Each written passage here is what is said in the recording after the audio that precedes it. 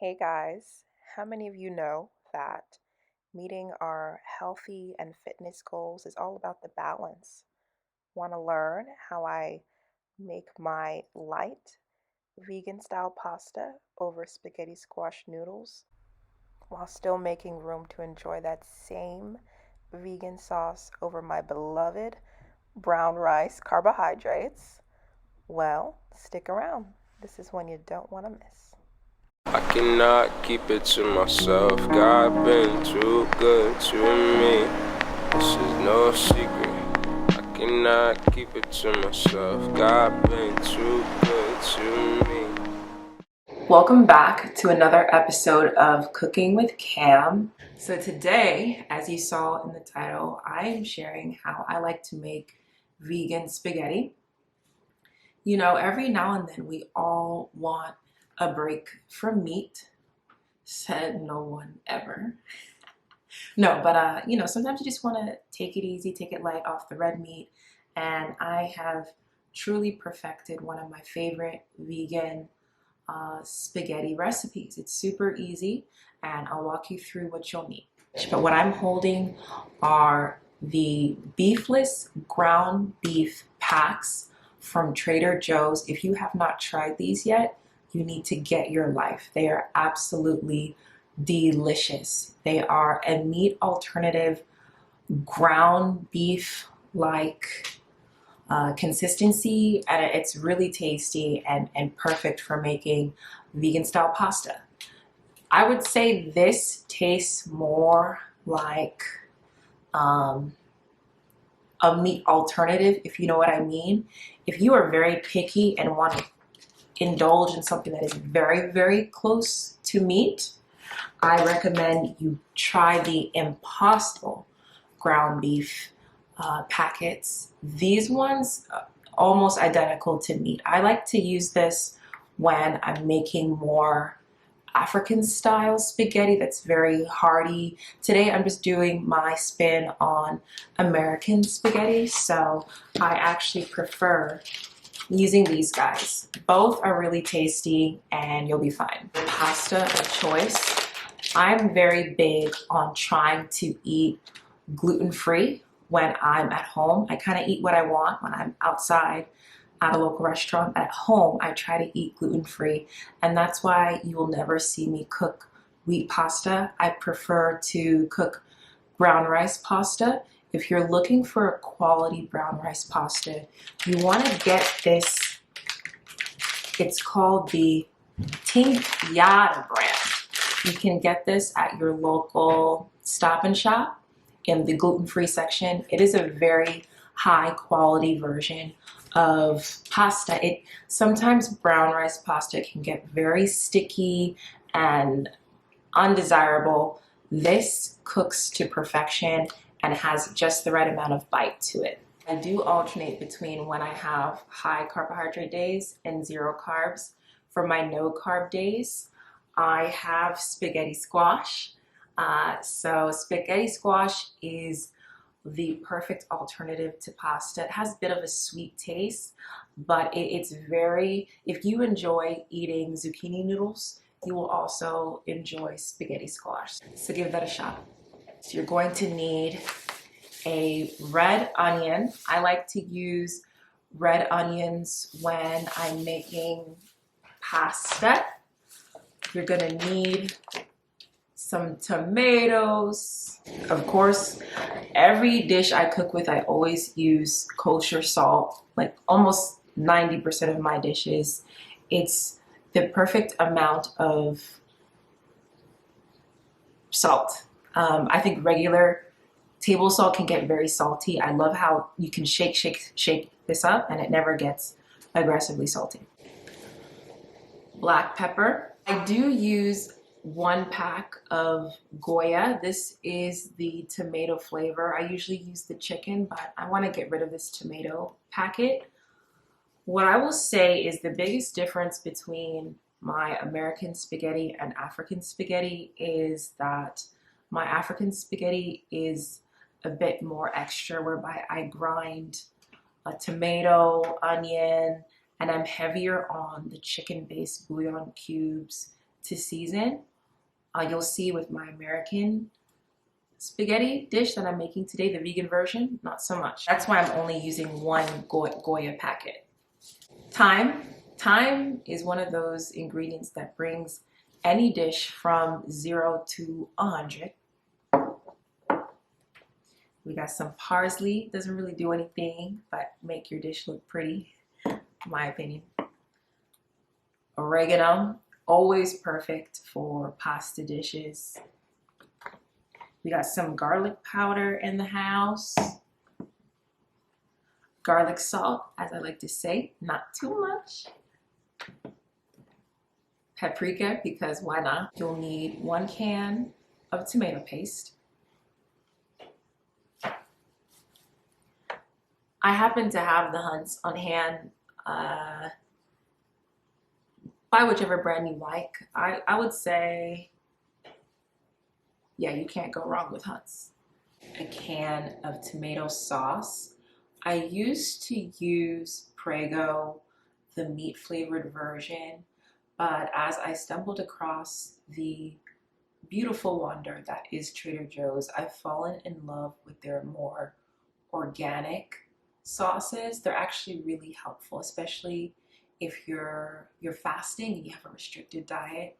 These have very minimal ingredients with no preservatives. Yeah. Of course, you're gonna need some good old olive oil or oil of your choice. I usually cook with only 3 oils: olive oil, grapeseed oil, especially if I'm using a lot of oil. I like to use grapeseed oil because it's lighter, or avocado oil, which is super heavy. I rarely use avocado oil, but I love it.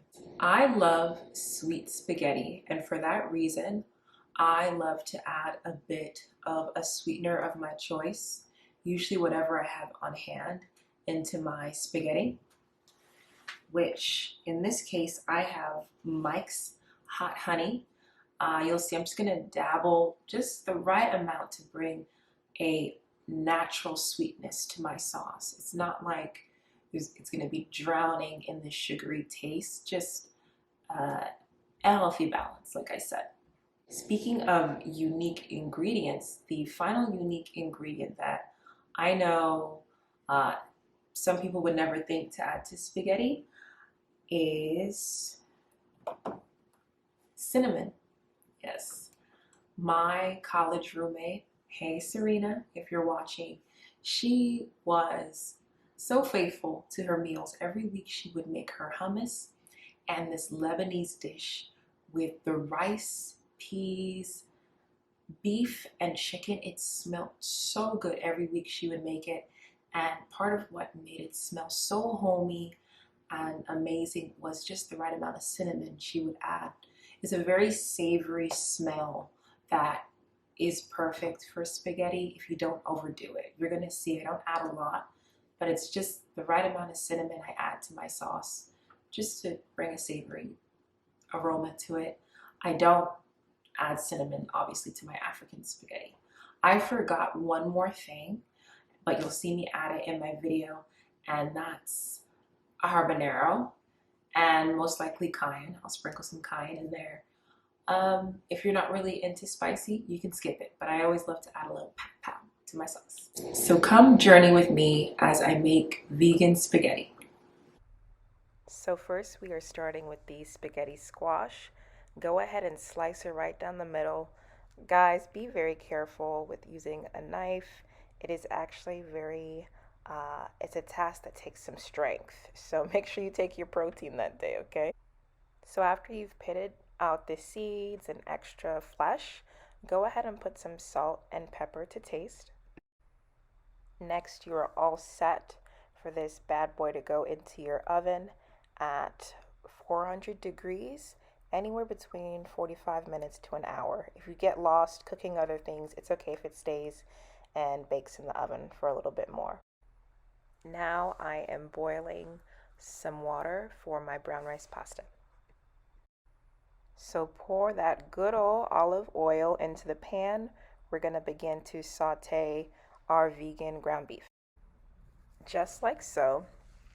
But LOL, just remember that this is vegan meat. It's not going to act like red meat or ground turkey that excretes its own juices. You kind of just have to let it rock. It actually sometimes feels like the olive oil will absorb into the meat. Don't get caught up in adding too much olive oil. It's natural because it's not meat. It's going to act a little different. Threw some tomatoes, jalapenos, and onions on top of there. If I could do it again, I would have let the onions saute a little bit first, but it's okay. It's all going to cook. It's going to be absolutely fine. I ended up not throwing in the habaneros in this dish. Just the jalapenos are going to add enough kick. And here's some sizzle action for your earbuds. Mm-mm-mm. No lie, I could eat it just like this over brown rice, but we are not done yet. I the meat mixture already comes already with enough salt, so I haven't added my seasonings yet. As you can see, I'm just going in with the cinnamon lightly, not too much, just to bring out that unique aroma. Yeah, it gives a very nice savory aroma. This mixture has been cooking for about 25 minutes now. My onions are nice and translucent, so I'm going to put it to the side and begin to work on the tomato paste sauce mixture. Spaghetti squash is done. I took it out, and doesn't she look beautiful? Doing this step to show you how you scrape and form your spaghetti squash noodles. Uh-huh. Let us not forget about our boiling hot water. Break your noodles of choice. As for me, I'm using brown rice pasta. If I had started cooking with this big pan, I would have just scooted the vegan beef around to the side and started frying the tomato paste. But since I didn't, I'm doing it separately here. Yeah, my mom always taught me you always want to fry your tomato paste first before mixing it into anything. The tomato paste fried for about a good 10 minutes, I would say. And now I just mixed everything all into the one big pot. So remember all those seasonings I mentioned at the beginning of this video? Yep, now I have added them in. And yeah, I'm just gonna let the sauce continue to do its thing.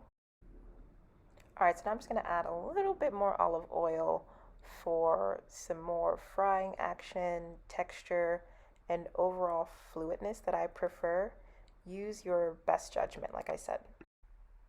And now for my favorite part, adding a touch of sweetness to this mixture by adding just a slight amount of honey. I have Mike's hot honey on hand, so that's why I'm using that. If you wanted to stop right here, hello, Sloppy Joe recipe.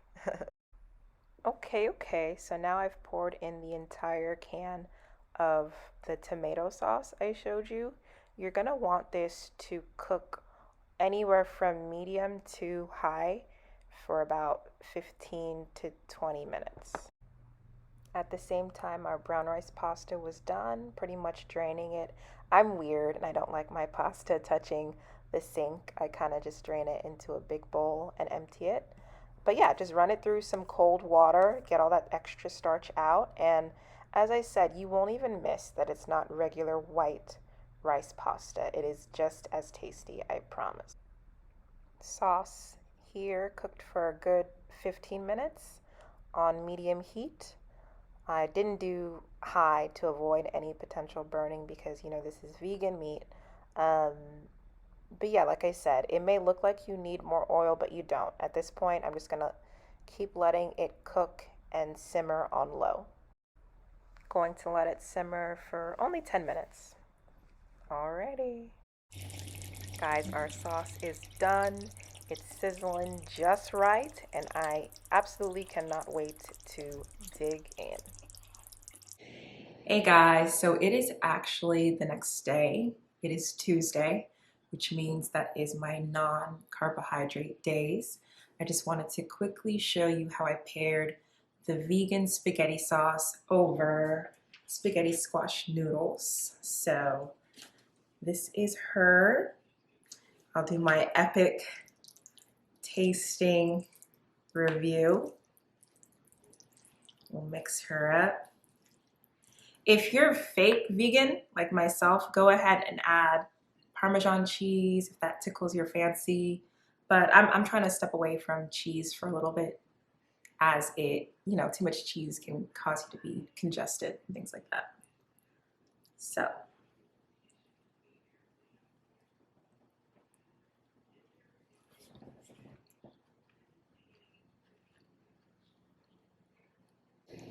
that's good. Honestly, the sauce holds its own so much that I don't even miss that I'm eating this over a vegetable. One and done ways to get my carb, protein, or veggie in as little items as possible, like 1 to 2 items. I consider that a win-win. So stay tuned for how I paired it over the brown rice pasta. Yeah, so the next day was my carb day. Was very excited about that. I paired it with some leftover asparagus in my freezer, broiled it in the oven, and threw some lemon pepper on them.